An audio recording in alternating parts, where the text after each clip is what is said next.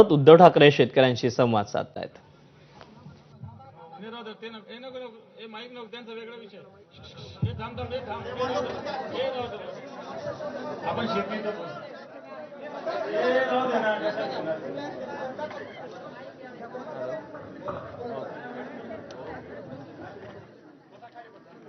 चला बाकी खाली बसा.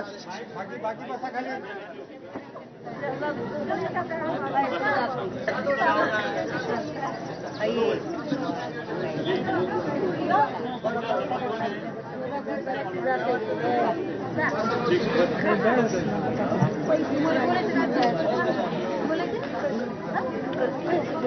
तुम्हाला बोलायचं का? दिवाळीची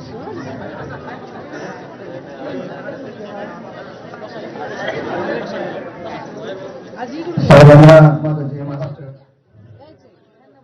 साहेब, शेतकऱ्याची एवढी बिकट परिस्थिती आहे की ज्यांनी 30,000-31,000 कोटीचं काही पॅकेज जाहीर केले हे सगळं लबाडाचा होता नाही. जोपर्यंत लबाडाचा होता जेवल्याशी खरं नाही तसं ह्यांचे पैसे पडल्याशी खरं नाही. आमच्या लातूर जिल्ह्यामध्ये आता खरडून गेलेल्या जमिनीसाठी जे सर्वे केलेत काही पंचनामे केलेत त्यामध्ये 5 एकर 2 गुंठे जर जमीन असली त्या शेतकऱ्याचं 1 एकर जर खरडून गेलं असली त्याचं नाव यादीतून वगळलंय. याचं कारण असं सांगितलं आम्हाला की ही बहुउदारक आहे म्हणून. आणि जे रब्बीचे जे पैसे आता देणार आहेत असं मी ऐकतोय की लातूर जिल्हाच वगळला आहे. आता प्रत्यक्षात मला त्याची पूर्ण माहिती नाही पण लातूर जिल्ह्याला वगळलंय असं मी ऐकू लागलो. आणि हे सगळे ह्या सरकारचे धोरण चुकीचे. आणि आम्हाला जी कर्जमाफी आम्ही मागतोय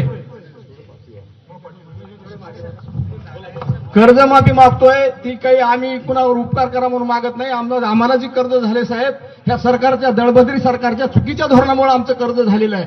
तुम्हाला सांगतो मी 1 एकर सोयाबीन उत्पादन करण्यासाठी 25,000 रुपये खर्च येतो आणि आमच्या भागामध्ये 5 क्विंटल प्रति एकर असं सोयाबीन होतं. म्हणजे एका क्विंटलला 5,000 रुपये उत्पादन करण्याचा खर्च आहे आणि हे सरकार आम्हाला 3,000-4,000 रुपयानं आज मार्केटमध्ये विकतंय. आणि त्यांनी जे 5,000 ठेवलाय ते सुद्धा आमच्या त्या खर्चाच्या बरोबर इतका पैसे नाही. आणि ही आता त्या सेंटरला सोयाबीन घालणं इतकं सोपं नाही साहेब. तुम्हाला माहित नसेल आमची काय परिस्थिती आहे. आम्ही रात्रंदिवस त्या सेंटरपाशी ते ऑनलाईन करण्यासाठी आमचे घरभार बसून आहेत. आमचा एक माणूस गेला तर तिथं ऑनलाईन होत नाही आमचं सोयाबीन.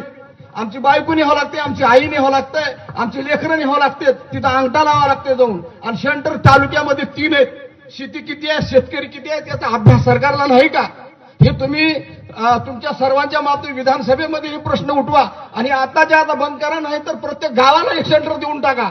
तसं सोयाबीन खरेदी होत नाहीये.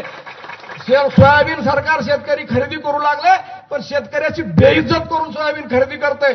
ही खंत आहे आमची.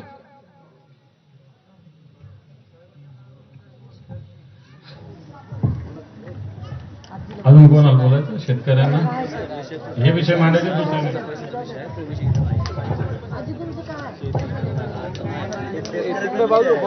जय महाराष्ट्र. मी चाकूर तालुक्यातला मस्टरवाडी गावचा आहे.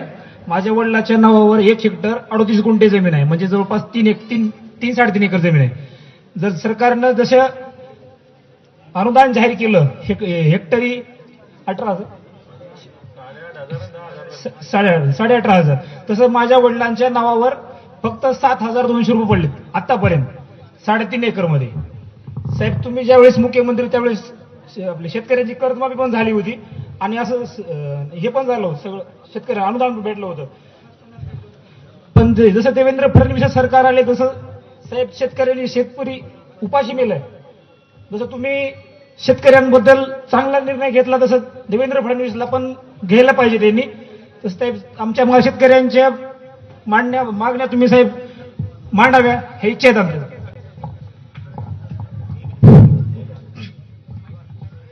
साहेब मी मुख्यमंत्री युवा प्रशिक्षणार्थी देवरजरमध्ये कार्य करत आहे प्रशांत मोरे. साहेब फेब्रुवारी महिन्यापासून एकाची सुद्धा पेमेंट नाही साहेब.